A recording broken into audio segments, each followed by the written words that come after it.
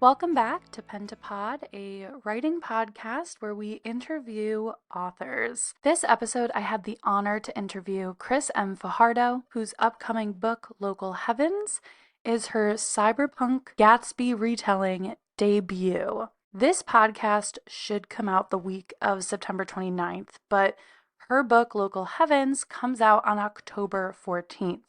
So if you are listening to this the week this comes out, you have a chance to still pre-order it. And if you are listening to this after the fact, please go read Local Heavens by Kris. This conversation was so great and surreal, mostly because I've been watching Kris on AuthorTube for years. I've been watching this process and what she's chosen to share with her audience about the process of writing Local Heavens, getting the agent, going through the edits, and getting it out to publish. And I wanted to dive deeper today, and I feel like we did that. I had a whole set of questions prepared, and I usually do for every interview, but Kris, and honestly with almost everybody I interview, they seem to go out the window.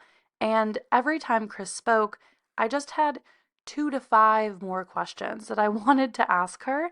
And I feel like you can really feel that energy in this interview. I just had so much to ask, and Kris was such a wealth of knowledge. I haven't yet read Local Heavens, but I did pre-order it, and everything Kris has said just makes me want to read it even more.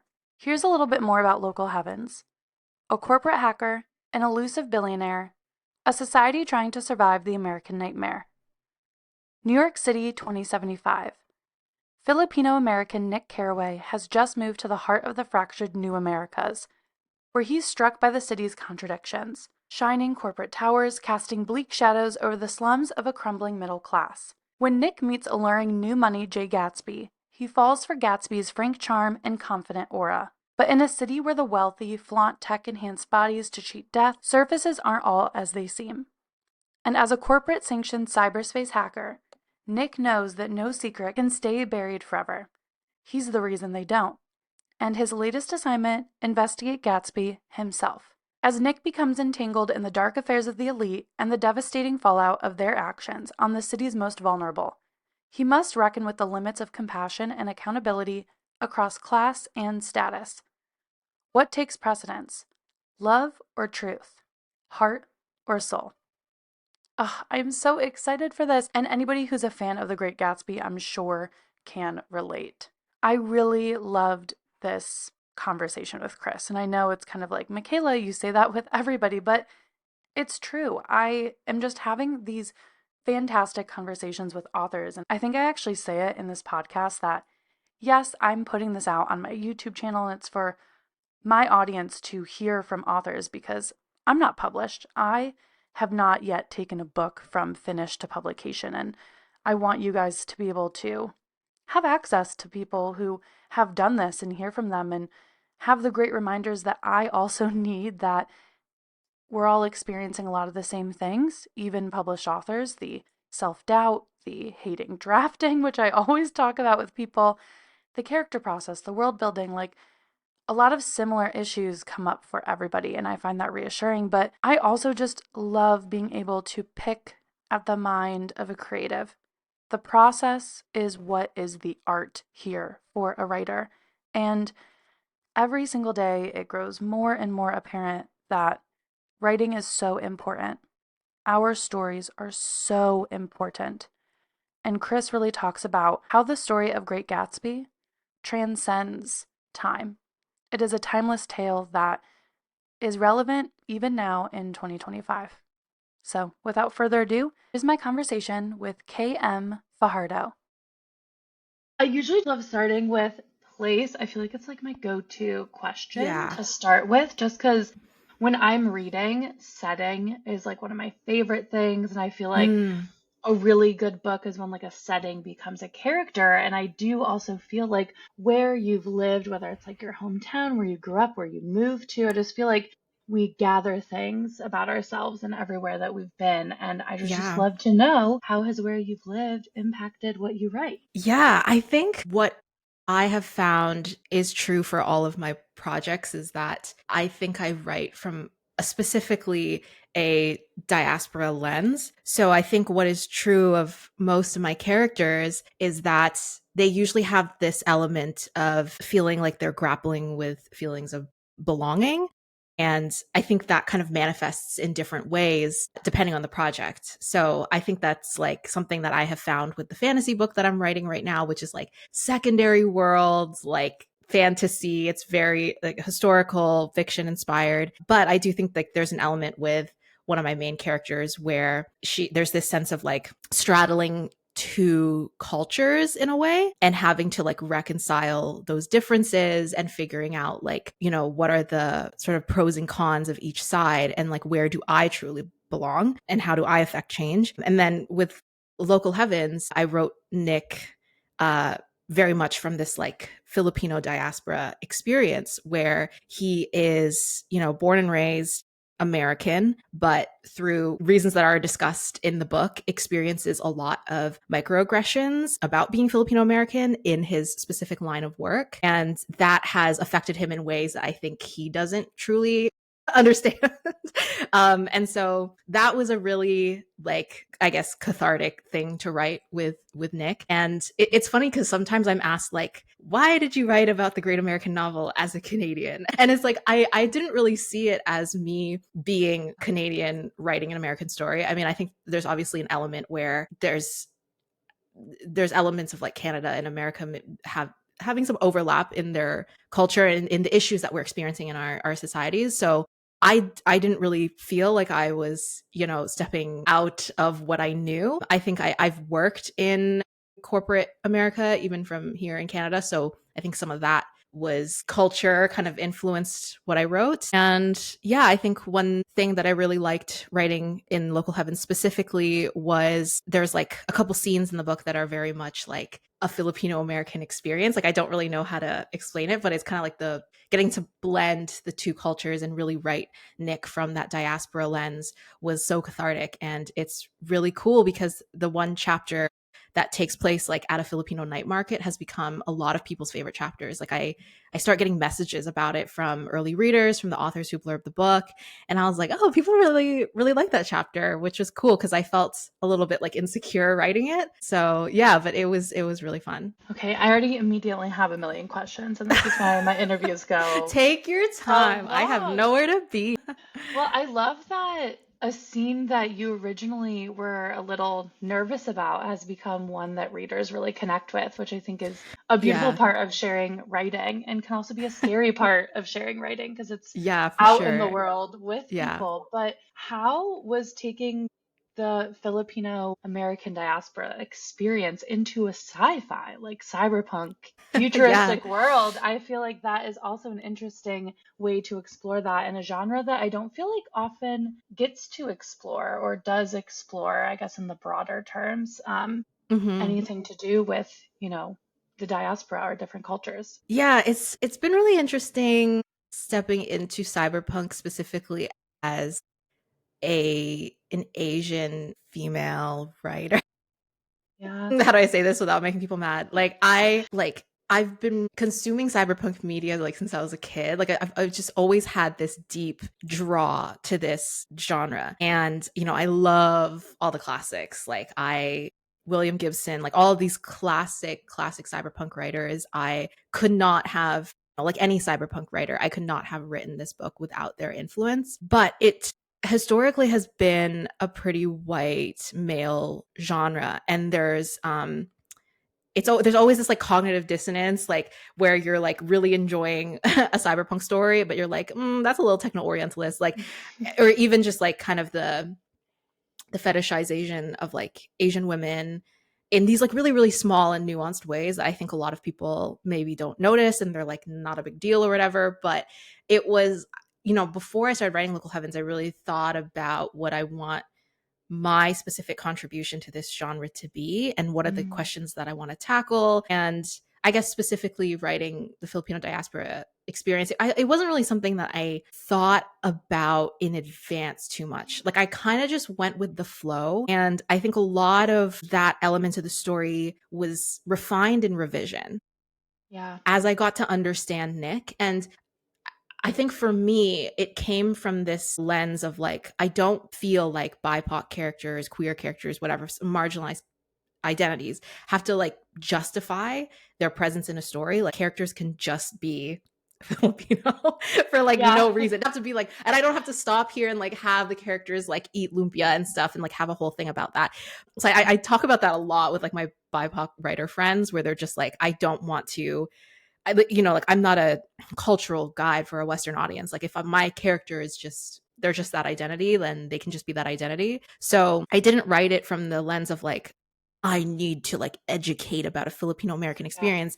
It was more like I started to understand Nick more and his fears, desires, motivations, and how like the idea of like microaggressions and racial identity and how that can kind of come up in like his specific line of corporate work. And I just kind of played off of that. And so I feel like I was able to write it a lot more organically in a way that it doesn't feel like forced, where I don't feel like I'm doing it for a white audience. So yeah, I think it was like my short answer is like I didn't really think that much about it. Yeah. But it was I write very like intuitively, I guess. Yeah. I really like that answer. I love asking even about, I didn't ask here, but I like asking about like themes too, because I feel like Yeah. so many books, we get analyzed post mortem, I guess, like post the Mm-hmm. writing process. Like if you take any Yeah. English classes, you start to break down like, why is the dress red? Why is the wallpaper Mm-hmm. yellow, you know? Yeah. But Yeah. as a writer, like you said, you don't always go into the writing process thinking of all those Yeah. nuances. It really is like intuitive or subconscious. And Yeah. like you said, it gets revised in revision or refined in revision, which I Yeah. always find really interesting. But okay, Yeah. I have a ton of questions. We'll put a Yes. pin in a couple of those. I'll go Yeah. down my first beginning questions. But I do feel like we should go to the beginning as per usual. And when did you first know you wanted to write? Or do you feel like you've always identified as a writer? I think it's the latter. I was very interested in storytelling as a kid. So I have like very distinct memories of spending a lot of weekends at the bookstore with my family. Um, and so I feel like the routine a lot of times when I was like in elementary school was we'd go to church and then my parents would bring us to Chapters Indigo, which is like our big bookstore here. It's called Indigo now. It used to be called Chapters. And yeah, and we would just spend like a couple hours there, Saturday, Sunday, and I would read a lot. Like every time I wanted to buy a book, I would have to like show my parents, and then usually my dad would be like, and why do you want this book? And he would like read the blurb, and then I would have to like do a little pitch about why I wanted it. So I always, I mean, I think my parents like read to me when I was younger. So I had this like deep love for books growing up. I think I specifically got into writing because my older brother got into writing. He got like really, really into writing, I think, when he was in high school. And we have a 6 year age gap. So when he was in high Mm. school, I was in like elementary school. And yeah, and then I just kind of copied his personality. But that one really stuck for me. Like I got really into writing, and that has just kind of been a part of my life since I think like I was literally maybe 10 years old or younger. Like I think I have like Word documents from like 2008. So I would have been I love that. 10 years old. Yeah. Oh my gosh. I love that because I also have an age gap with my sibling. I'm the Oh oldest. He's yeah. 6 years younger than me. So Oh my God, I 6 years think, too. Wow. yeah, that is so Yeah. fun. I feel like that's always an interesting, I don't know, I don't meet that many people who have a similar like age gap with their Yeah. Yeah. siblings. So that's so funny that your brother got into writing. Is he still Hmm. writing? He doesn't really, but he was writing Local Heavens was a very collaborative process with him Mm. because we have a very similar taste in stories. Even like the first cyberpunk book I ever read, which was Feed by MT Anderson, I read that because he was reading that in high school. Like it was put on one of his like Oh, syllabuses wow, cool. for yeah, and he really liked it and I was like I'm gonna read it too, and I was like I don't know 12. So yeah, he doesn't write himself that much anymore, but he was very much involved in like the ideation for Local Heavens. And so a lot of the world building details we came up with together. Even honestly, like I think there's one chapter where even his prose is in there because I was like, there's one chapter that drove me crazy. And I was like, I can't like just look at it. And he ended up like line editing it. Like an hour later, I had this Word document like marked up, and the writing was just, and he, you know, the crazy thing about my brother is that he doesn't actively write, because we always talk about how writing is a muscle and you need to constantly be doing it. Yeah. He doesn't even write. And and then he like, this was maybe the first prose that he wrote in like years. And he was just like, I was just riffing, like I was just, you know, whatever. And he just like, he fixed my dialogue. He like, it's chapter 18, you guys. That's so His annoying. so much of his writing is like in that chapter. Because I read it back and I was like, this is good. Like I'm just gonna keep this. And he was like, okay. So yeah. I love that. And yeah, that's annoying to hear. Some people are just so It's so talented. frustrating I because like bet. I feel like it really is that like, but this is a great conversation about talent versus hard work, I guess, because publishing isn't something that he felt very passionately about. So he has this like natural talent for writing. But and I don't feel like I ever did. I did not have a natural talent for writing, but I worked very hard at it and I wanted it enough. Yeah. And I think I became good at it through just like sheer hard work. Yeah. And I think, yeah, both are valid. Some people are just born with Yeah, amazing abilities that I know I I will know. never have. I can't believe he was like, oh, I'm just riffing, just, just in case you Yeah, want to it use was it. totally off the cuff and I was like, what is this?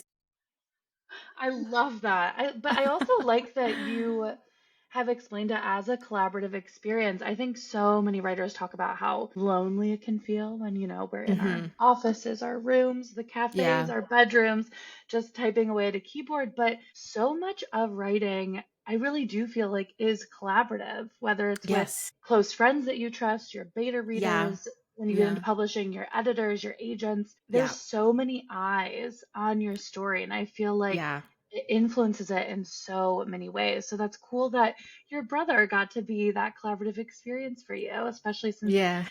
he's kind of inspired you to write. And that's a really cool experience. Yeah. Do you feel like, so you said you and your brother have similar tastes in books and you love the cyberpunk genre.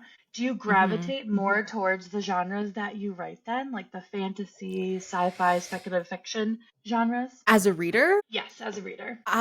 yeah. So I think I have like two modes when I'm reading. When I read the genres that I write in, I have like my writer brain turned on. And so when I go into like a science fiction fantasy book or any kind of speculative fiction book, usually I feel like I'm internalizing that story and like studying it almost. Like even if I do want to go into it just to enjoy it, I feel like there's just like the writer part of my brain is like so activated. And usually if I'm reading like a very good SFF book, it like I get all these like ideas for stories and things that I really like.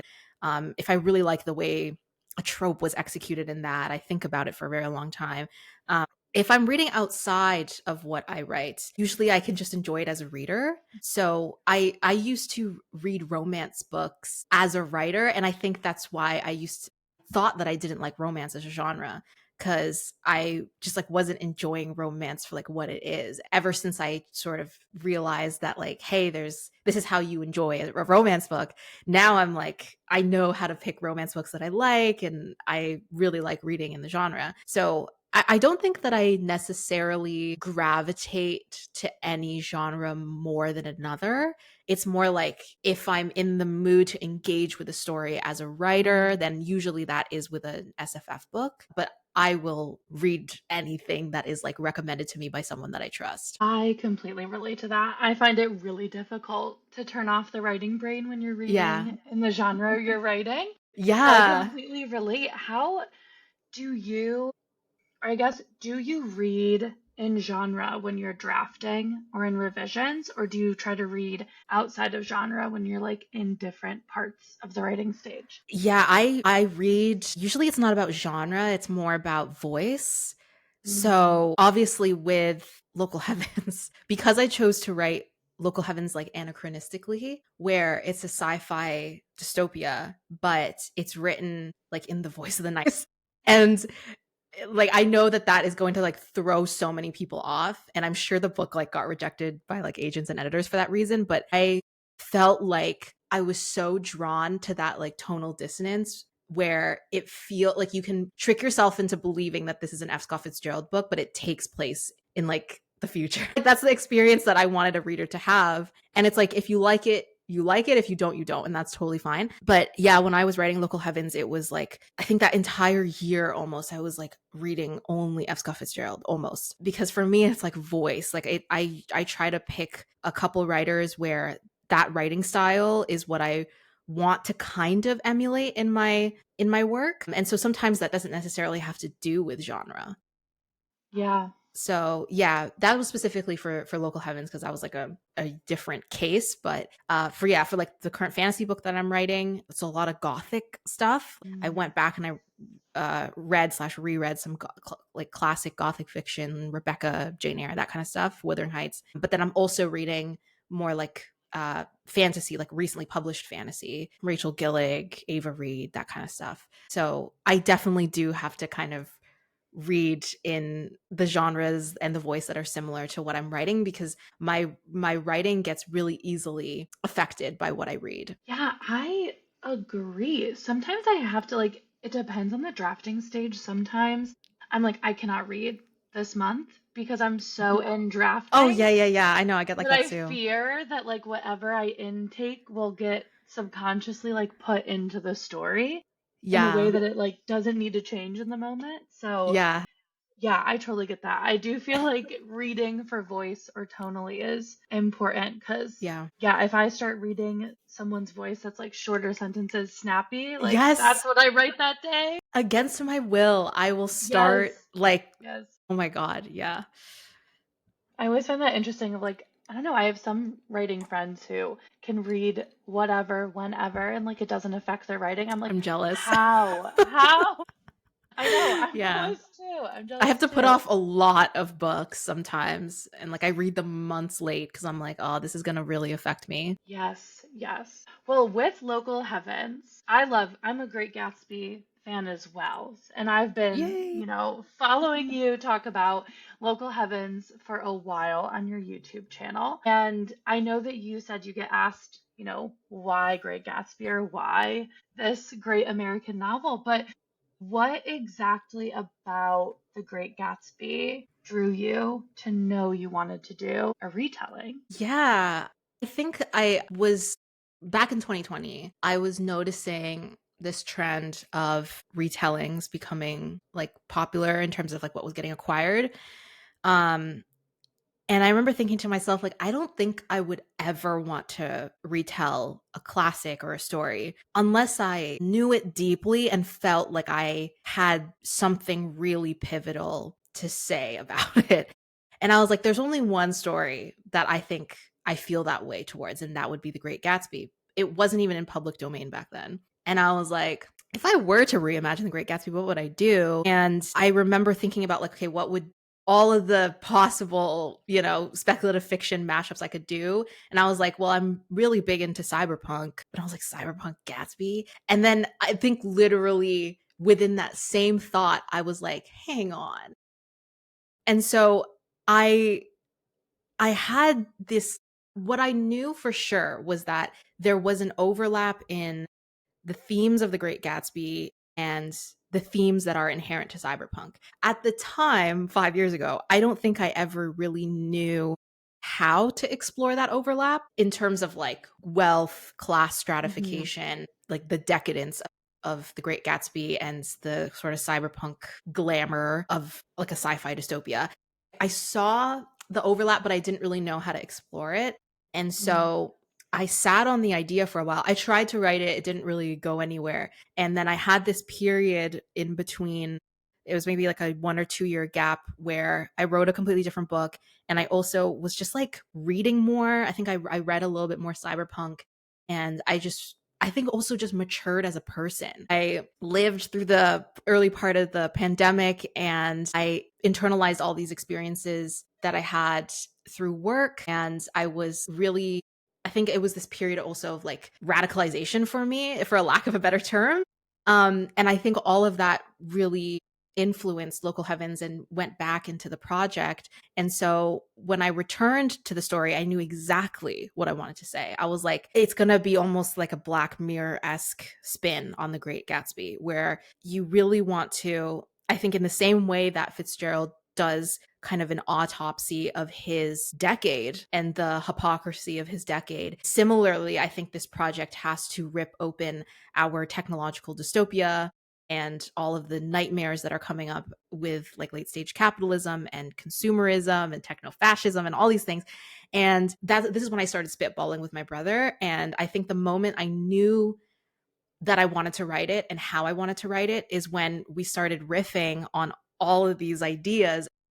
He was like, okay, if we take literally every piece of symbolism in The Great Gatsby, the green light, the Valley of Ashes, the American dream, and we kind of map it to a cyberpunk equivalent, like what kind of plot does that lead us towards? And so Mm. we started doing that with all of the characters, all of the plot beats, all of the themes. And like in the course of like one night, we had like the foundation of the book. And I think the thesis statement for the project was when my brother was like, okay, if The Great Gatsby is about the illusion of the American dream, then this book, which did not have a title yet, would be about the survival of the American nightmare. And Mm. that was kind of what guided the writing process. So I think for me it was, on one hand, the fact that I was a huge fan of Gatsby and a huge fan of cyberpunk, and I felt like this was a mashup that I felt uniquely positioned to write, because I think passion is just the ultimate thing with writing. Does Mm. it feel like something that only you can write? Um, and I guess like, yeah, the other half of it is that the two just meshed together so well, and it seemed like both a fun reinvention of a classic but also an opportunity to kind of discuss Gatsby in a way that I hadn't seen yet, because there's a lot of Gatsby retellings out there and a lot of adaptations, but I hadn't yet seen anything that was taking Gatsby out of its original time period and Mm. examining the timelessness of the story. And it's interesting because I think one of the most popular books of the year is this nonfiction memoir called Careless People. And I don't know if you've heard of Yes. it. It's like Yeah. it's by a meta whistleblower, I think, where she kind of exposes, yeah, like Meta and some of the things that these huge tech companies are hiding. And it's titled after the quote in The Great Gatsby, Tom and Daisy were careless people, and it's exposes kind of like the terrible things that the ultra elite are able to get away with. And it was like one of the biggest books of the year. And I think that Mhm. just speaks to, that's one element of why The Great Gatsby is so timeless. Yeah. Did you read a lot of like nonfiction books to prepare for this story? I actually didn't. Like, I'm not a huge nonfiction reader. What I read was a lot of I'm trying to remember. There's an author's note at the back of Local Heavens that kind of goes into like some of the stuff that I read while I was writing slash brainstorming, and it was a lot of like Gatsby literary analysis, Mm. essays from like previous generations. I also read like some of F. Scott Fitzgerald's old papers, like the stuff that's just available online. And like I read like an earlier, he has this like it's called like the autograph manuscript of The Great Gatsby, and it's so hard to read. It's written in Fitzgerald's handwriting, and it's like scans of his notebooks. Oh, wow. And it shows kind of like an earlier structure of the book. And at this point, I was like so obsessive over the text of Gatsby that I was like, I need more, I need more. And then I stumbled upon, I think I was reading another like literary essay that led me to those papers. And I was like, I need to see this earlier draft of the book. So most of my writing went into, or most of my research part went into F. Scott Fitzgerald's work, but I also went down a rabbit hole of like Eugene Debs' speeches and his Mm. life, and Eugene Debs, like the American socialist leader. And I think I was like led to his work because F. Scott Fitzgerald wrote a short story that took place on the day that there were protests over his conviction. And so yeah, that there's like a Eugene Debs quote that opens the book. So that's kind of like what some of my supplementary reading was, but it wasn't Yeah, any one nonfiction book. that's great. I also love when authors do like a note of like, here's all the stuff I was I do consuming or too. Like, I inspired love an by. author's note. Yeah, I also feel like, I mean, people say as well that, no one is creating anything quote unquote original Mm-hmm. anymore, but I actually find that beautiful because I feel like we're all just in conversation with each other. And like you Yes. are doing a retelling, a reimagining of a novel that so many people know so well, but like you said, you have a different take on it and you're Mm-hmm. showing the timelessness of the piece. And it's just we're all in conversation with these pieces of work. And I find that Yeah. so fun and fascinating that we can be inspired by other people's work and then use it Yeah. as a vehicle to tell our own stories, which is great. Yeah. And in terms of themes, so, you talked about how, okay, you and your brother, you kind of listed out the themes, the symbolism of Great Gatsby, and that's how you plotted everything out. And then you knew what you were trying to say by bringing it Mm-hmm. into a cyberpunk world. How do I want to ask this? I just always find theme so interesting. I know we mentioned it a little in the beginning. When you were writing like the first draft or so, Mm-hmm. do you feel like those themes came through? Or do you really Mm. feel like it came through in revision? And how the heck do you do that, Kris? I don't know either. Yeah, so there are things that are harder about writing a retelling, but there are things that are easier. And I Mm, think one of the things that was easier was that you're not starting on a blank page. mm, The ideation process is inherently different because you are working backwards from a blueprint. And it's not necessarily, the question isn't necessarily what should happen next in my plot or what should this character arc be. The question for every decision for me was, how do I change this one element? And how does that change? What does that say about the way that I'm in conversation with the original? yeah. And so it was like that for every single decision. So yes, there's big stuff. Like, for example, I was like, okay, Daisy Buchanan in my version is an heiress of like a corporate empire, and she's also a retired actress. And so it's like, okay, how does that influence the themes of my book? And what do those changes say about the legacy of Daisy Buchanan as a character? Like, those are the questions I was asking myself. I think in terms of themes, like, I think a lot of it did come through in the first draft, like a lot of the big stuff Mm, was already in place. So the main structure of the plot actually did not change much in revision, but I think things definitely got refined in revision. For example, like one example that I always use is that I always knew what I wanted the last scene of the book to be. And it was a shower thought, and I didn't know how I was going to get there, but I was like, that's going to be the last scene of the book because that's going to slay, like that's vibes. And I feel like that scene hasn't changed. It's still the exact same.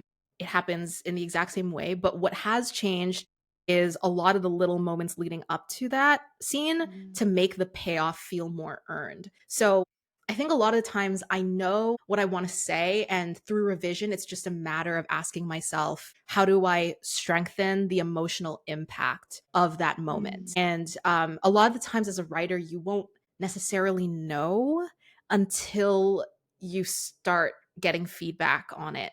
So Yeah. yeah, it's really hard because sometimes we can feel frustrated because it's like, okay, I spent, I don't know, 10 months writing this. Surely it has to be good now. But then you get one person's feedback and you're like, I never thought about it that way. And now I need to, why did I not think about that earlier? And it's funny because there are changes that I was making to this book, like right up until like my last dev edit. And they're like the one key change that I made to Nick's character that I'm so mad I didn't make sooner. Like, I wish we went on sub with this version because I am so, so, so mad that I only made the change like post book deal, draft 7, draft 8, or something. And it was like the element of making Nick like a corporate spy, which is so integral to his character Mm. now. It's like part of the log line, it's part of the pitch. And I was like, why did I not make this sooner? Because it affects the entire book, Fits. even Yeah. though it's only like a change in the prologue and a change like throughout a few chapters. It really, really affects the relationships in the book, the payoffs of the book. So your question was about theme, right? Yeah. I No, guess I my love where this point, is sorry. going. Yes. This is My great.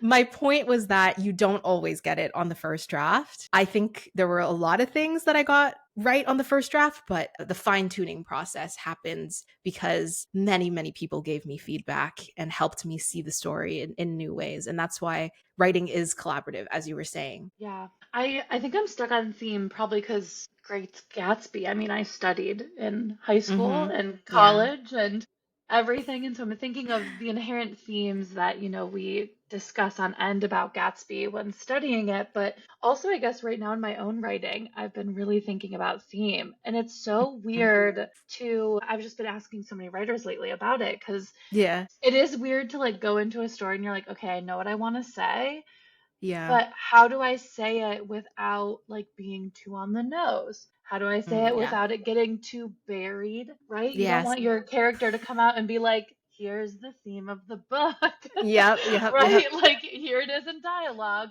So it has to be spread through little seeds, like in Yes. every character movement, in the way they Mm-hmm. look at someone, and the way they react to something. So I just find I don't know. I just find theme so fascinating because it's handled in a million different ways and it Yeah. is has to be woven like inherently into the story. Yeah. And I don't, it's just complicated. It's like something so It conscious is. but But subconscious and yeah. you're right though. You're right. It's theme is something that affects every part of the story, and I think part of learning how to write is resisting the urge to monologue about it.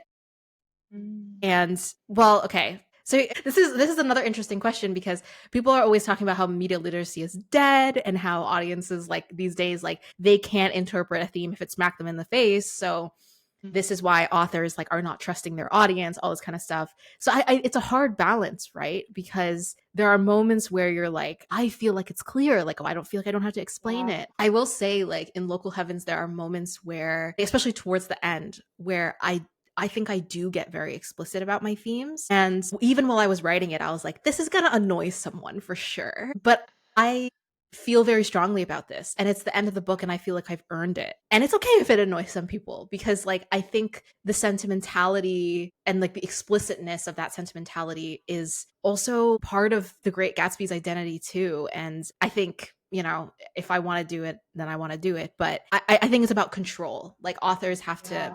have to know that that is not the only way that they should convey their themes. And like you said, it should be woven throughout the story, in the world building, in tiny little character decisions and stuff like that. I like how you phrased it where you're like, at the end I've earned it. Because it's so true. You do Yes. so much work Yeah. to captivate the reader and get them to trust you in the beginning of the book. You make Yeah. them fall in love with these characters. You really are doing so much work. I love that. Yeah. But by the end, you know what? Anything that happens, I'm allowed to do it because I've earned your trust. You're still reading. You're Yeah, here. it's this is page Follow along. 390, like page 400. If you're still here, then surely you're still here for a reason. Yes, I love that. And with, earning it, I do feel like it does come a lot down to world building and character. And I feel Yeah. like in SFF books, especially, something else that I feel like is weird and hard to navigate for me as a writer personally is Mhm. making really cool world building decisions, but making Mhm. them feel and you don't how do I want to say this? You don't want your readers to like have to suspend disbelief too much, but you want them to suspend disbelief enough to have it be like fantastical and something new and different. And I find that balance so fascinating as well. So, how did you approach world building this crazy corporate Gatsby soaked neon world? Yeah. World building is such an interesting. It's so vast. So vast.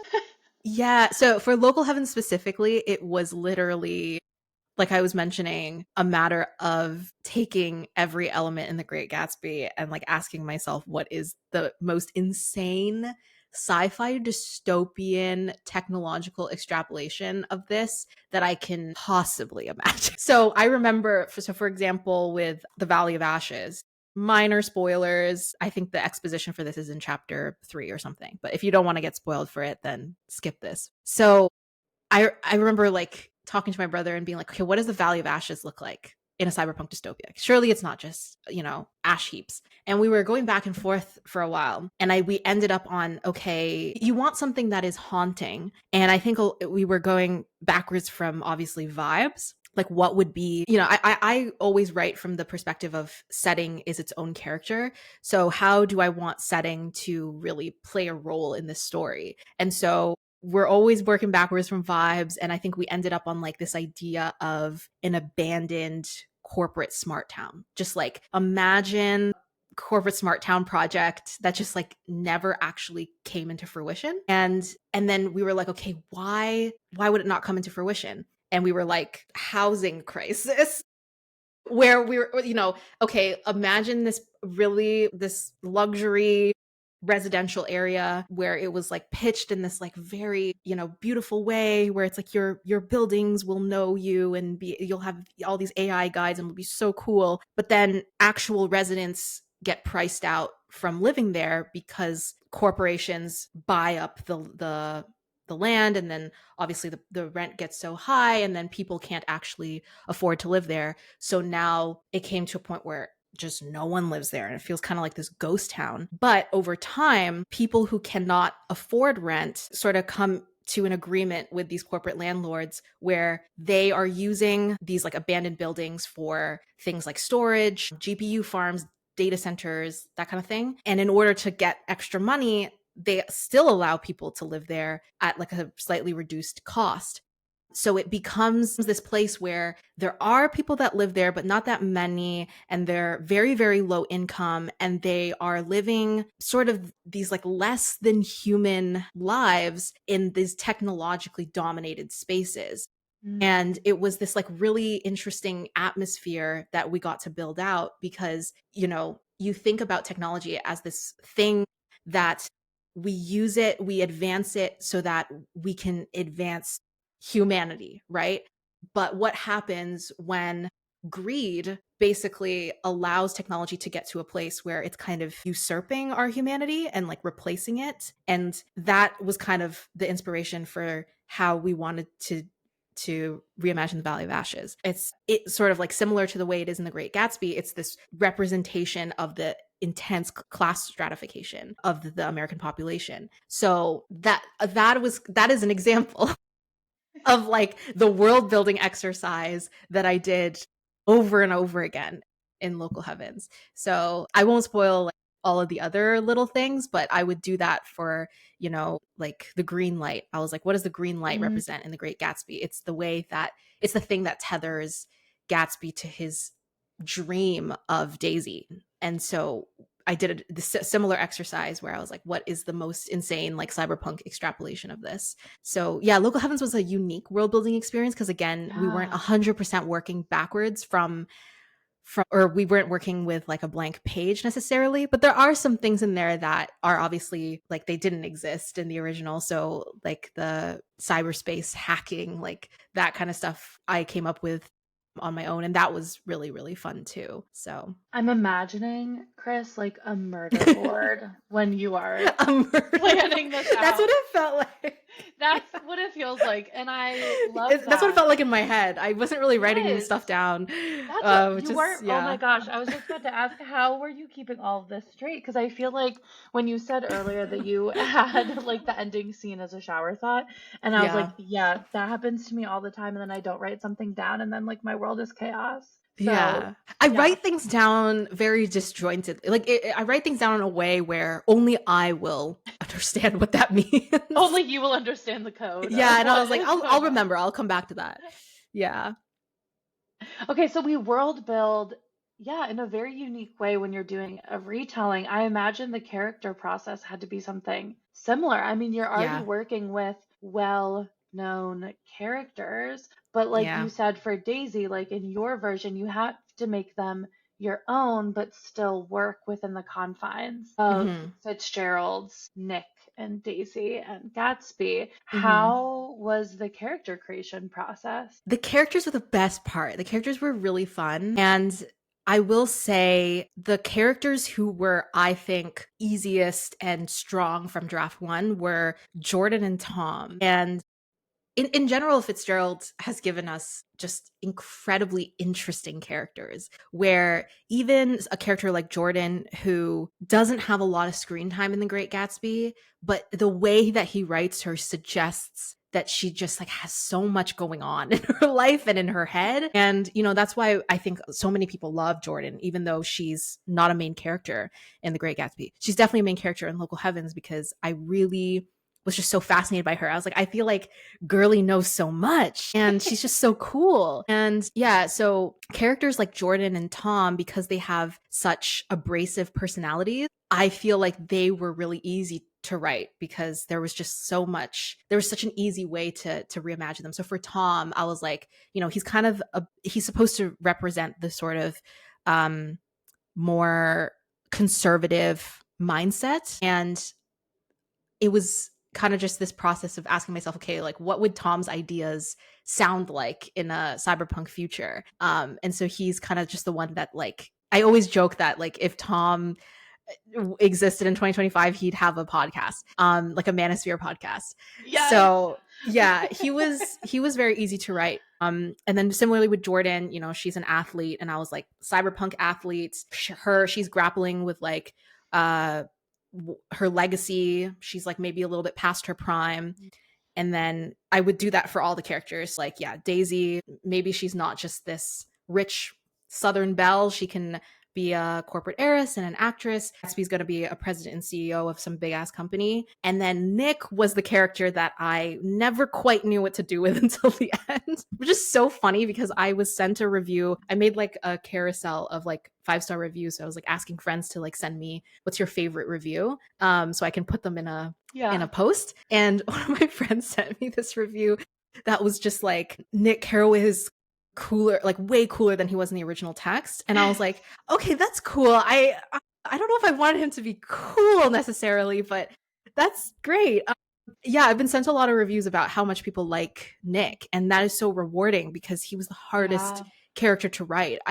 He's such a blank slate. So I felt like I was trying to figure out, how do I balance the things that we associate with Nick Carraway? So someone who is reserved, someone who is just kind of watching from the sidelines, but also making him a character that has a lot of agency. And I think one way that I always describe Local Heavens is that it's about Nick. And there is a point in the story where he realizes that he can no longer just bear witness to these people and like forget about it. And I think one of the key questions in Local Heavens is, what kind of, if you're a deeply apathetic person, what level of like devastation and just horrific stuff do you have to witness before you realize that you can no longer just be a bystander to these things? And I think a lot of what I wanted to do with Nick was to challenge his apathy, because I think a lot of the things that people are frustrated with the original Nick Carraway is that he just kind of tells the story of these awful people and was like, and that was a crazy summer. Yeah. And I wanted to really like sort of put Nick under a gun and be like, okay, you've witnessed this. What will you now do about it? So he was a really satisfying character to write. And I think the reason that it was so important for me to reimagine him in this like corporate espionage role was because it I think was an interesting cyberpunk twist on this idea of him being an observer, and he's kind of like trying to navigate very subtly these spaces that he doesn't belong to, and digging up secrets on them. But he's also seeing the humanity in these people and having to like balance, like, okay, there are things that I see about you that can be good, but you've also done such awful things, and like, how do you reconcile that? So yeah, the characters were the most fun part to write. And obviously I've been pitching the book as like a love square, so the sort of messy relationships between the four core was something that I hope a lot of people are having fun reading. Okay, there's a lot here to unpack because I think you're right. When you were talking, I was like, Nick Carraway in Gatsby, like just the book, is a blank slate. Like he's really just the narrator. Kind of feels Mm-hmm. like this, the third person talking and telling us what's happening. And in writing, I feel like a lot of some books, I guess most books, I feel like sometimes can come across the issue of their main character not having Mm. enough agency. Like Yeah. all the side characters and everyone is so well developed and they're pulling them along on this crazy Yeah. adventure wild ride. And I Yeah. do feel like that can be a trap a lot of writers fall into of Mhm. not giving the main character agency. And then you have Nick Mhm. Carraway, who, like you said, really has no agency in the Yeah. original Great Gatsby. So, one, I love that you were able to challenge that in this version and hold Nick accountable for everything that he's bearing witness to. Yeah. And it seems like you said earlier, too, you really got to know Nick more with revisions Yeah. as each, iteration came Mhm. through. Do you feel like that was true with every character? You said like Jordan and Tom came easier, Mm. but like, do you feel like any other characters kind of, I don't know, gave you more to think about and added on with every revision, or was Yeah. it mostly Nick that it took you a while to kind of pin him Yeah. down? It was mostly Nick, but I do think that Daisy and Gatsby took some iterations as Mm. well. I struggled with Gatsby in a different way because the story is Nick's perspective, and when I decided to revise the book to be more prominently a love story, Hmm. because it wasn't originally. There was like 70% less romance in there. I realized that I had to balance, like, how do I convince the reader through Nick's perspective, who has zero self awareness? Okay. This man would not know that someone is attracted to him, even if it smacked him in the face.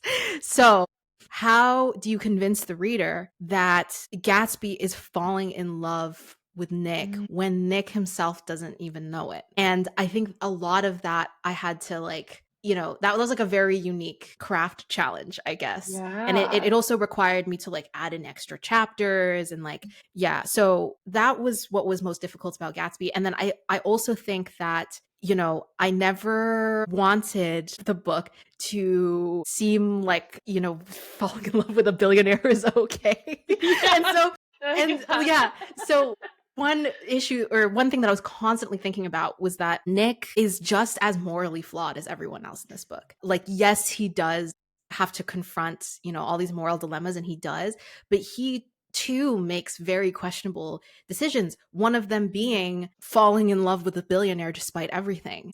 I I think that's a judgment that, I had this conversation with my editor too, where there was like one specific way that I was writing the ending. And my editor was like, you don't want to like undermine your themes because of Nick's internal dialogue here. And I was like, yeah, that's true. But also, if people decide to levy criticisms against Nick's choices and his morality, I think that is in line with Nick Carraway's legacy Yeah. because the original Nick Carraway is also a distrustful, dishonest narrator who I think Fitzgerald didn't necessarily write him to have great Hmm. morals as well, but he thinks that he does. And I think the way that he's constantly telling the reader, like, yeah, I'm super moral, I'm super honest, makes the reader think like, are you though? Like, you're not an exception.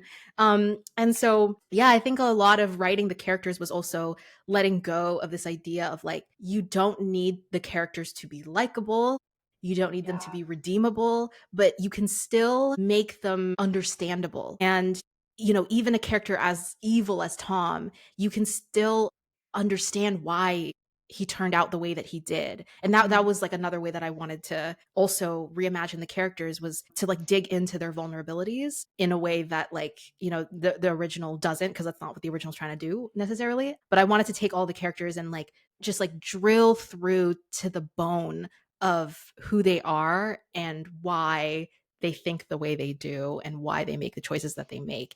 And whether or not the reader chooses to forgive any of them, including Nick, by the end of it, is like, that's the reader's choice. And I really do. Well, one, I love all of that. It's making me way more excited. I was already really excited to read your book, but now I'm like way more excited. So pumped. Already have it pre-ordered. Yeah. Very pumped about it. Gonna enter that giveaway because I saw all the amazing Oh things my you're God. doing Yeah. for Please that. do. Can't Yes. wait.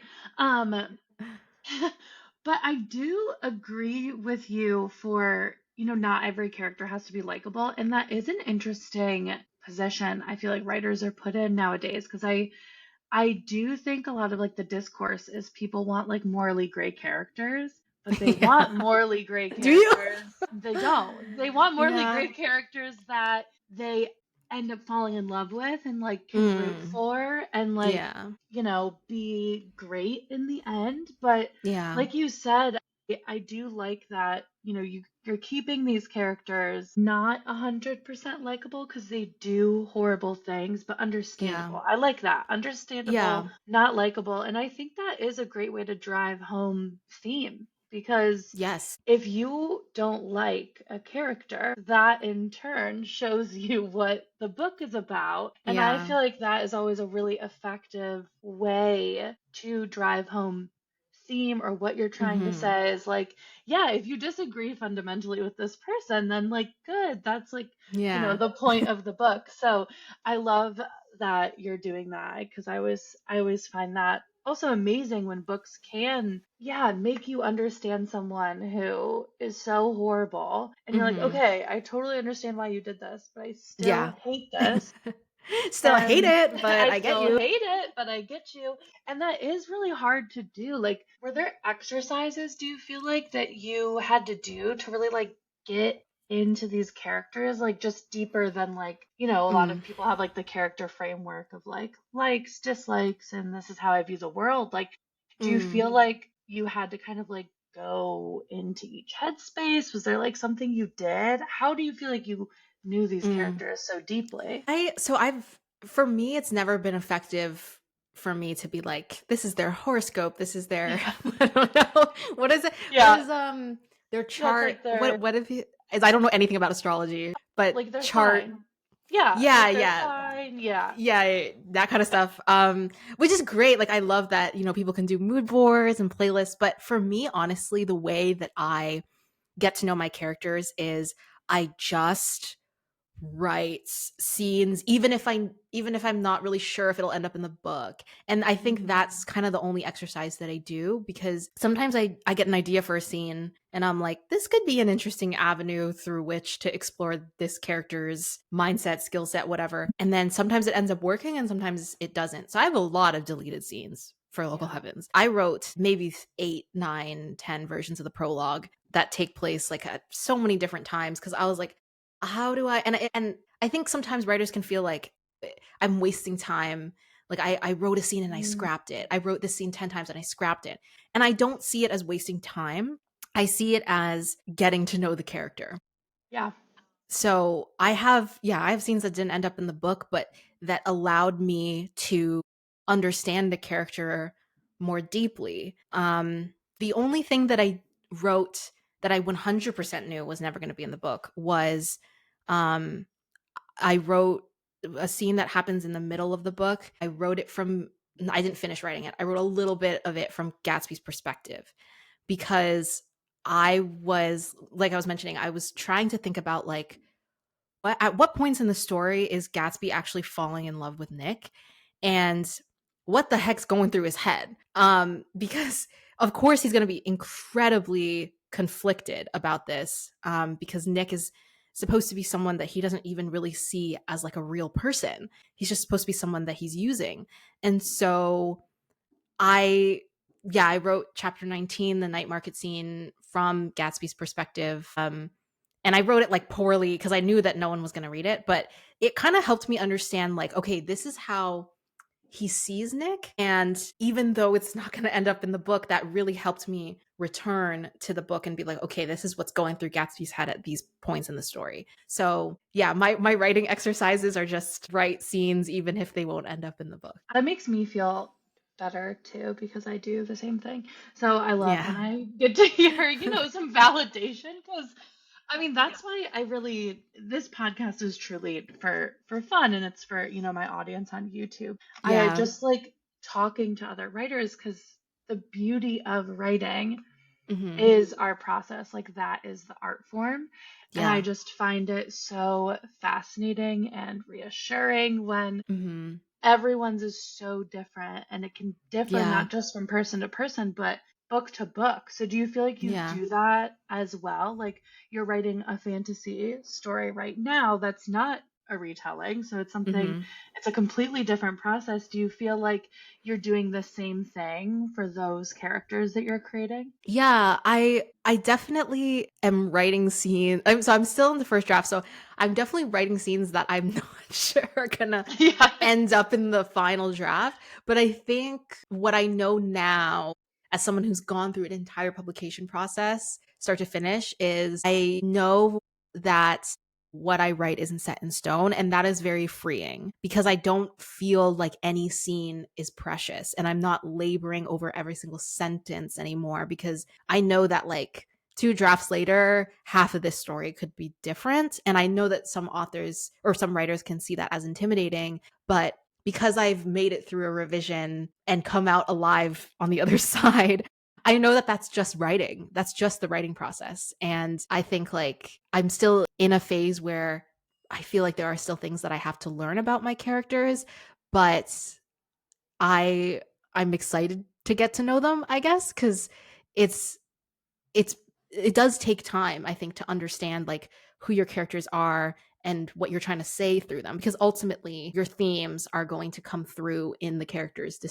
Yeah, it's still an ideation process a little bit, but I think this is also why I'm an overwriter. Like my drafts are so long because I'm just like, yeah, okay, but what if I do this scene to show this? And yeah, I'm gonna have to cut a lot of stuff out, but that's just how I like to write. I get my ideas out. Yeah. Do you plot everything beforehand then? And then I guess I'm gonna ask two questions. Do you plot Yeah. everything beforehand? And then do you jump around then if you're kind of writing scene by scene? I don't plot out extensively. I mean, I plot out by act. So I know the main things that I want to happen for every act, but a lot of the times I don't know every single scene or every single chapter that's going to be in the act. So what I have been doing with my current book is I will get all the way to like act 3. Like I'm writing the ending now. But like last month I realized that I was missing 2 chapters in act 2 because I had an idea for a scene that I want to happen towards the end and I'm like, okay, but I have no setup for it. So I need to Mm, go all the way back to chapter or to act 2 and I need to insert these scenes. So I do jump around a lot in that way, but I don't necessarily write non-linearly. okay. I always Yeah. find that fascinating too, of like, I don't know, some people can just jump from like I act cannot one to the end, do and that. I'm always like, No. how? Like, tell me more. How do Yeah, you I'm do a that? very Yeah. chronological writer. Okay. Yeah. Yeah. Okay, same. Yeah, I do feel like my process has kind of looked similar lately, where like I used to be like a really intense plotter, and that felt Mm. really restricting. And so now it's like loose plotting, and we just kind of hope we get to where we need to go Yeah, we'll by get the there. end. Like we just, I hope I can do that at some point. So for the publishing process, so you're working on this book now, had local heavens, you've worked on other, manuscripts or ideas beforehand. I feel like a lot of, newer writers or writers who are wanting to approach publishing always have that question of how the heck did you know it was Mm. ready to go into the querying trenches? Because like you have a lot of editing and revisions if you're doing the traditional publishing route with a team, but before you get that team, it's kind of like you and your friends and your beta readers, and it's kind of Yeah. up to you to deciding like, how do I know this is ready to Yeah. put out there? The thing is, you'll never know. You'll Dang it, never Chris. know. Yeah, I don't have a good answer other than the number one thing that I think is important is how badly do you feel like you want to tell this story? Mm. Because I like the version that I queried with, it was not the best version for traditional publishing. Oh, my cat is back. Hey, Glemmy. Hello? It wasn't the best version for TradPub. And because I wasn't thinking about the market while I was writing it. I wasn't thinking about like, tropes and what are the best comps and I didn't feel like I was fully ready from a knowledge perspective, but Mm. I loved the book. And I thought I wrote this book and am I just going to let it sit here after I've finished editing it? And I didn't want to do that. And so I think I had 4 three or four beta readers who were reading it, and they were reading it like as I was still finishing it. So, which I don't like necessarily recommend, but it was because I felt comfortable, writing the ending while they were reading Act One. So that way it was like by the time I was finished the manuscript, I had Act One feedback already and I could like revise that, whatever. And so I think my only productive advice is that get 2 to 3 trusted beta readers, like people who maybe know stuff about publishing, who are also authors, whose opinions you trust, who are good at giving feedback, and if there are any consistencies in their feedback, well, obviously it goes without saying, but you should edit the book as in the best possible way that you yourself can. And then if you get any consistencies in your feedback, so like for me, it was like, I think I had like Lynn and Kelly tell me like there was too much info dumping in the beginning. So I was like, okay, let me shuffle some stuff around. So like little things like that, pacing issues, that kind of stuff. You make those edits. And then if you feel very, very passionately about the book, just believe in yourself, because it might not be the one, but maybe it is. It might not be the book that gets you an agent, but it'll be a backlist title. So yeah, it's hard to know. It's hard to know. But I Yeah. think like for me, it was passion, because I wrote 2 books before I wrote Local Heavens.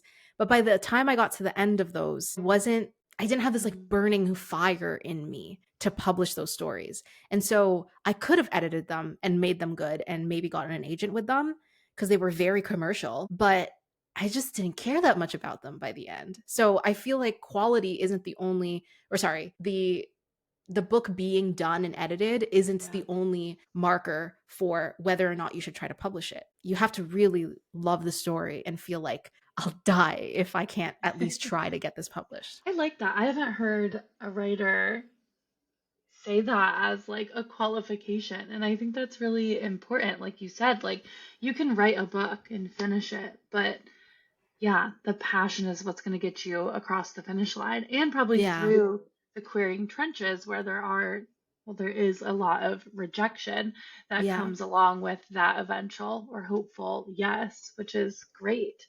I did see that you signed with Laura Renner and you guys edited the manuscript over 5 months before submission.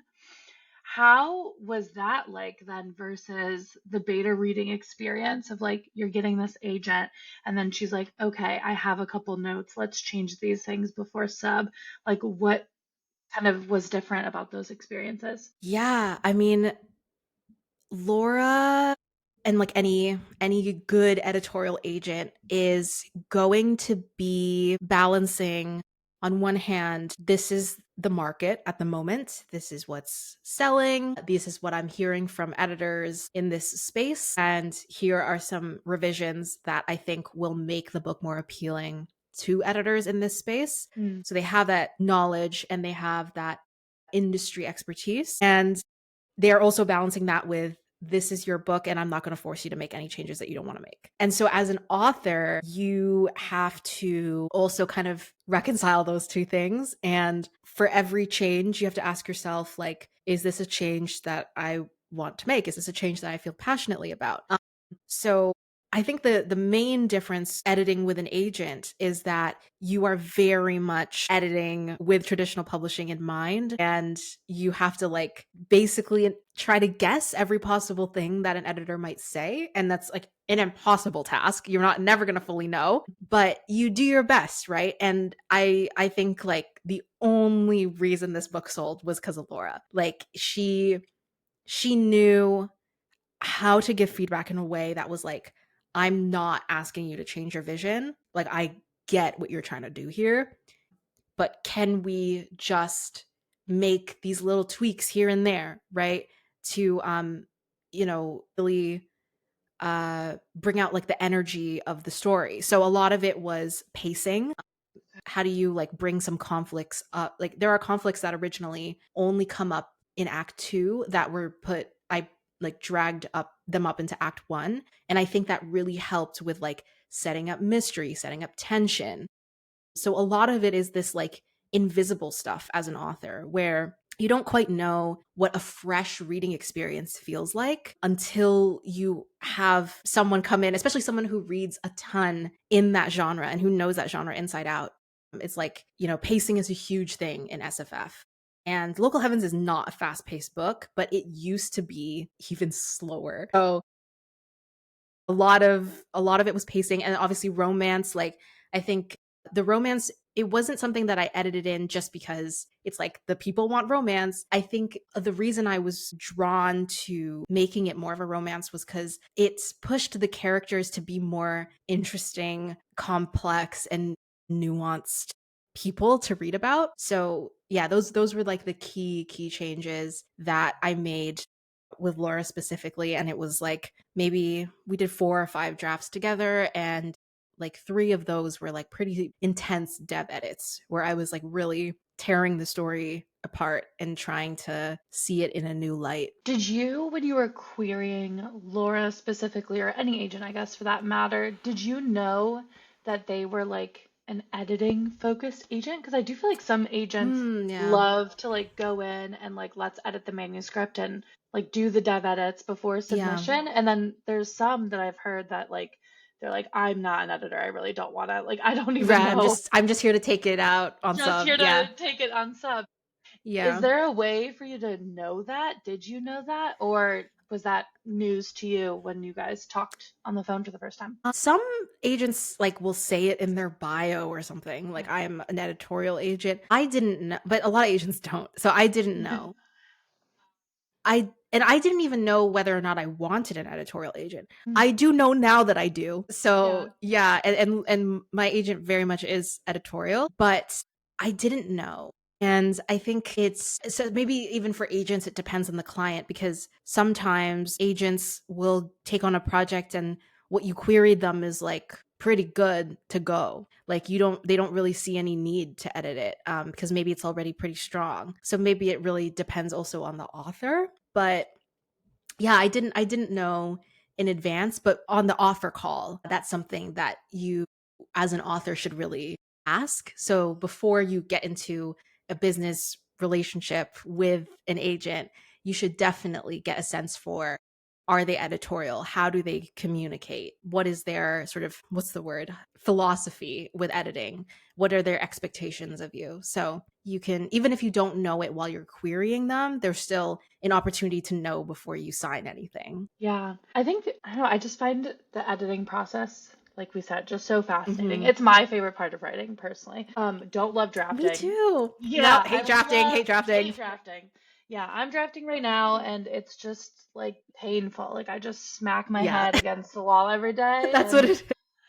it's horrible. So like I love the editing process because I just find Me I feel like too. to me that's when writing actually happens. Like you said, like that's like when you Yes. refine and Yeah. you really get to analyze your own work and you're thinking about it. And then when you Yeah. do it with other people, I just find that also so fun and fascinating. And it's great that you found an agent who is like editorially focused, but like you said, like respected your work, like understood your Yes. vision and completely respected the story you were trying to tell. And I just think that's great. That's like best case scenario, I feel like, for Yes. any author going into the query trenches.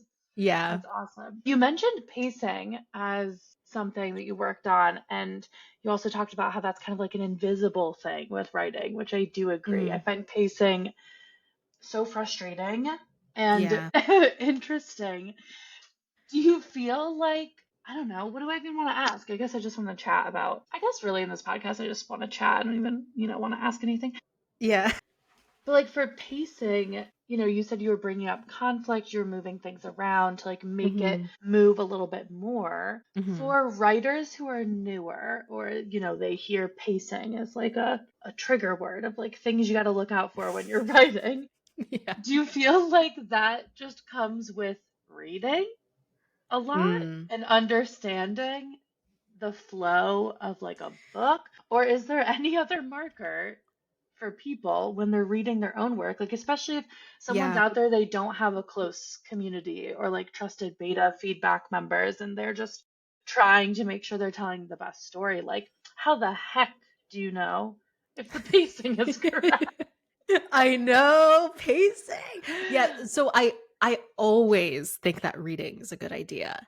Mhm. And specifically reading as a writer. So I do this a lot when I'm trying to improve like my line level writing. I like pay very close attention to like the way a sentence is constructed. If I really like the way something sounds, I really try to like, yeah, study it, internalize it. And so similarly with pacing, but if I'm reading a story, like the sort of page turning quality of a book, I think comes from this sense of I need to know what happens next.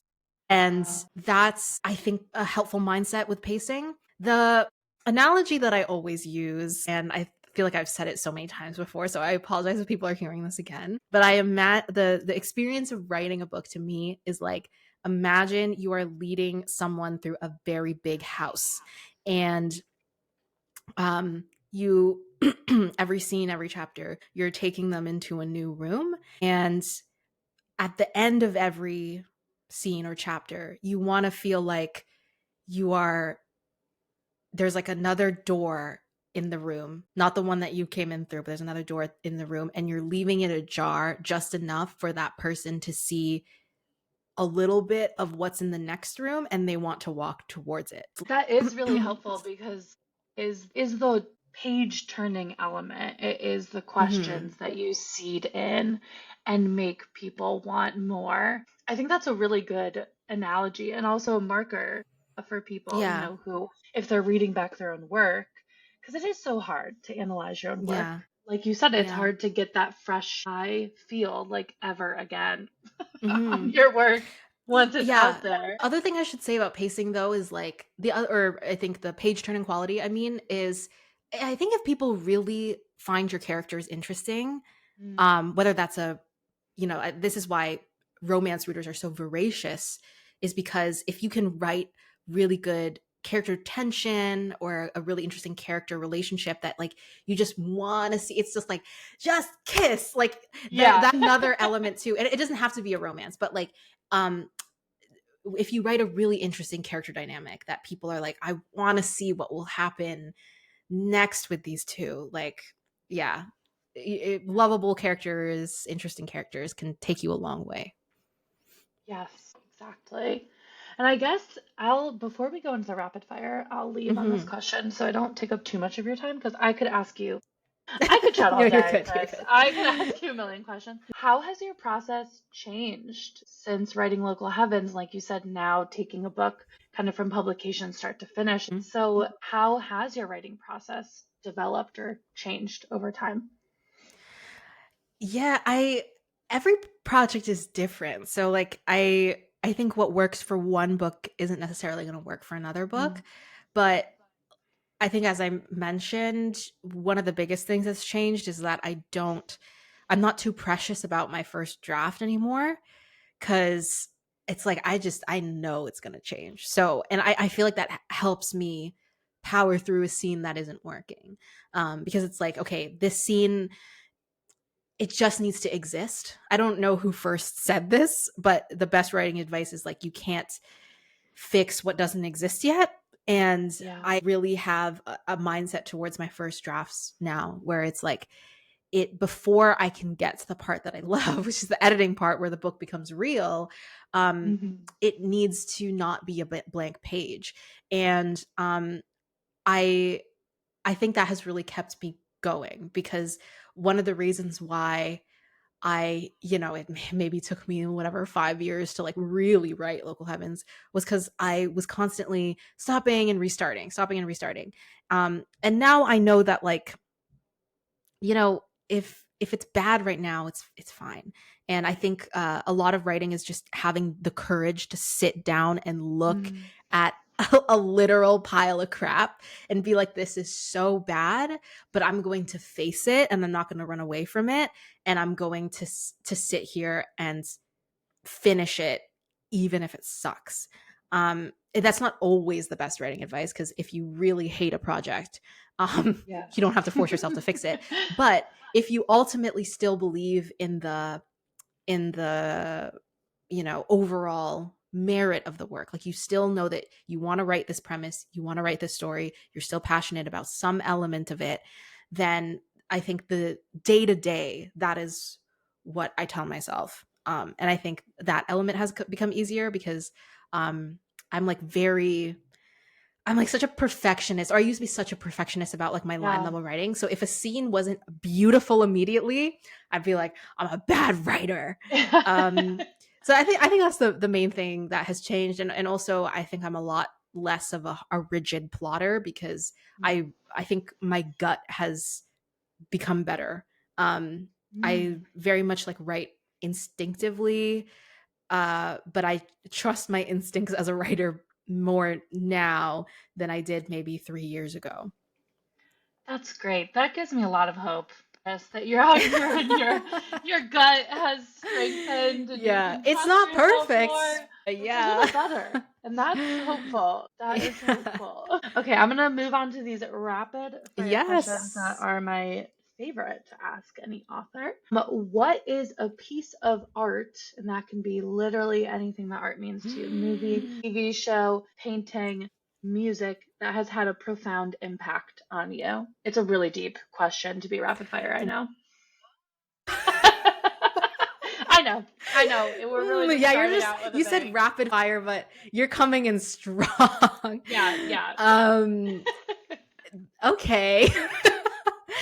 Profound impact on me.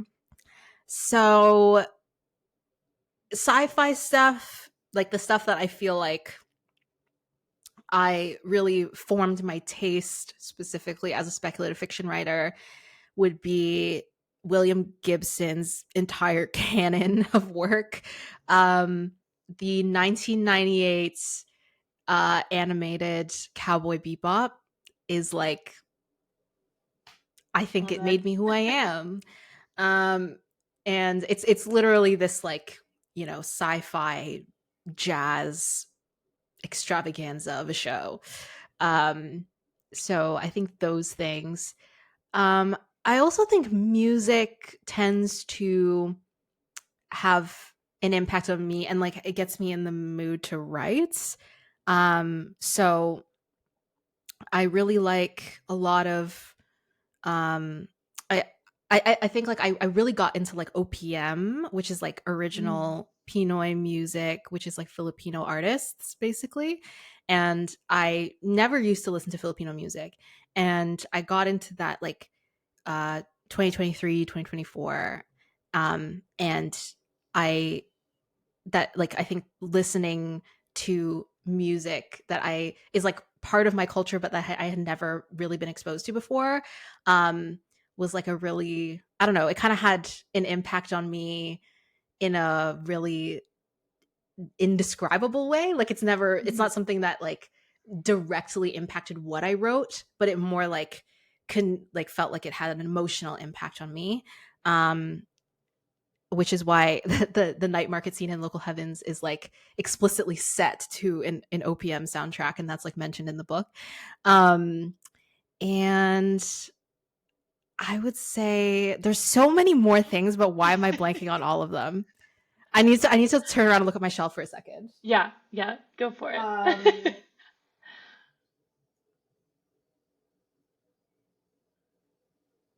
I honestly don't know. I think that's my answer for today.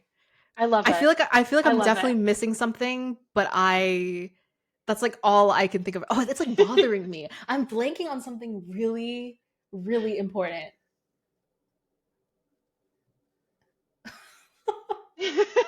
I am super blanking. But anyways, But yeah. these are good. Those are good. Yeah. I know. See, I put you on the spot. I understand that I started with like No, the you're biggest good. question That for this is rapid rapid fire. fire, so I have to answer Yeah. rapid fire. Which character from your own work, it can be any work, would you grab a drink with? Ooh, a character I would grab a drink with. In Local Heavens, I know that I would have a good night out on the town with Jordan, period. So, Love it. yeah, I'm going to choose her. Love. What's something totally unrelated to writing that you're obsessed with right now? Um, Whoa. I would I know. say totally unrelated to writing. It'd probably be like video games, which I Ugh, is like it's like the one like yes. obsession that I have that is like has nothing to do with like it's not like a monetized thing. Like it's Yeah. totally myself. Like I don't even like multiplayer games. Like for me, I like playing a video game is like a very like solitary experience. It's how I decompress. I just like I don't even like to play it in front of people. I just something yeah. So my comfort game, this is like not a recent obsession, but like my comfort games are always Hades, Mm, Breath of the Wild, Witcher 3. What else am I really obsessed with? Like Final Fantasy. Yeah, those are yeah. like love, love. I'm a video game girly, so I What do you understand. play? I was like, okay, let's talk about video games. I love all the games you just mentioned. So anything obviously like open world that you can get like Yeah. lost in. Yes, I love a Um, big, just like yes. a game that I can put like hundreds of hours in. Like Yeah. I'm still playing Breath of the Wild and I started in like 2020 and I'm a Mm-hmm. completionist, but I take my time. Yeah, me too. So like I want to do everything, but also Yeah. some days I just want to cook and ride a horse and Yes. listen to the soundtrack and go to the Yeah. towns that I know I like the music in and hang Yeah, out. yeah. So yeah, it takes me forever. But I also love like any narrative games. Like I Me do love like too. Assassin's Creed. Like Mm-hmm. all of Mm-hmm. those games are really Yeah. fun. Skyrim still holds like a place in my heart because it was like one of my first open world games and Yes. I Yeah. just replay them all the time, do the same things over and over again, never get bored Yeah. of it. Mm-hmm. Thieves Guild every time, got to do the Yeah. Thieves Guild. But really lately it's been a lot of like the narrative choice story games. Oh, So yeah. the Life is Strange franchise, Oh, yeah. I've Yeah. been obsessed with. I like just found them somehow. I was like, Yeah. why have I not been playing these for years? And then the same developer just did Lost Records, Oh, I which haven't heard of was it. so good. It's about these four Okay. girls in the 90s, like in 1995, and they stumble upon like some supernatural-esque thing, and Oh. all of your choices impact your relationship with these girls, and it's about like friendship and romance and Oh my girlhood, and gosh. I love Love. it. It was so good. It Oh was my so good. gosh. Okay. I need to check it Yeah. out. And then unfortunately I do play Fortnite. Like that is a bad That's quality of time. okay. Unfortunately, that's a really If it's negative fun, it's trait. fun. Yeah, Yeah. yeah. But I do love video games, so I love love that. that. Yay. And then another negative trait of mine that goes into this next rapid fire question is I do love reality TV, unfortunately, like mostly Mm-hmm. like reality TV like competition shows. Yeah. What reality show do you think you'd totally crush? Like I would be really good at. Yeah. Oh my God. I don't watch enough to know. Okay, tell me I what are your skills? I could also tell you. I feel like I don't know, I'm a yapper. Like I just Yeah. love to yap. I would love any kind of show where I just get to like go cool places, but like Mm, not do extreme physical activity. You know what I mean? Like I want to go to like a cool, cute place, travel, but like yes. walk and Not experience run. yeah, walk not run. Have drink coffee in a nice location, Okay, you so you could do know. like an Anthony Bourdain reality show then. Yes. Oh my god. A Yes. anything food. Any food Yes. tour period. I mean, that's always to travel. For me and my Yeah. husband, we're always like, what food do you want to eat this year? Where should we Yes. go? Yes. Let's go I'm there. a food oriented traveler. Me too. Me too. If I'm not having good food, I'm not having a good time. I'll only Yeah, have a good yeah. time if I'm having good food. Okay, so you need like Yeah. an Anthony Bourdain show, like a Yeah. someone get on this. Whoever's listening, send Kris around the world. Let her eat food. Give her her own show. Please. And then, what would your warning label say if you had to have one? Ooh. Um Probably something that like warns about how like don't shake too hard or else it'll erupt. Like I cannot be easily stressed. You know, what's the Yes. word for like it's not like flammable, but it's like, you know, it's like for like a soda can. Like if you shake a soda can, Yeah. it'll be like, you know, that's me. Like I Wait, what is stress, the word anxious. that we're thinking of? I don't know. It, What's the do they word? even give a warning label about I that don't kind of think they give a stuff? warning, but there's a Oh, word of like of when that happens. yeah. Yeah. Yeah, I understand you. I get you. You'd Yeah. be fizzy. You're a little fizzy. Fizzy. Yeah. Yeah. Warning, fizzy, and will explode if shaken slightly. Yeah. Yeah. And then last, an easy one is where can listeners connect with you and find your work? Yeah. Everything is linked on my website, which is just my author name, kmfajardo.com. You can pre order Local Heavens anywhere you buy your books. We have a pre order campaign. So if you submit your receipts to the link in those Google Forms, there's a separate one for US and UK, depending on which one you bought. You'll get some free stuff. And for the US edition, you'll be entered into a raffle to like win a bunch of really cool things that my publisher put together. Um, and yeah, and then all my socials are linked there. So you can follow me on Instagram, TikTok, YouTube. And yeah, and I hope you guys enjoy Local Heavens. Yay! Thank you so much for coming. This was such a lovely chat. I know I took up a lot of your Yes. time, but No, you're good. thank you. Thank you for being here.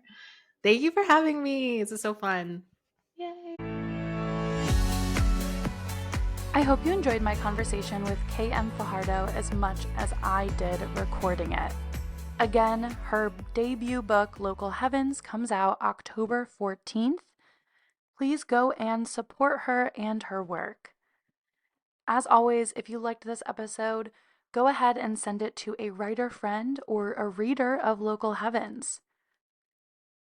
It's always helpful if you're able to review the podcast on Apple or Spotify or leave a comment down below on the YouTube channel. Thanks so much for listening in, and I'll see you next time. Bye, writers.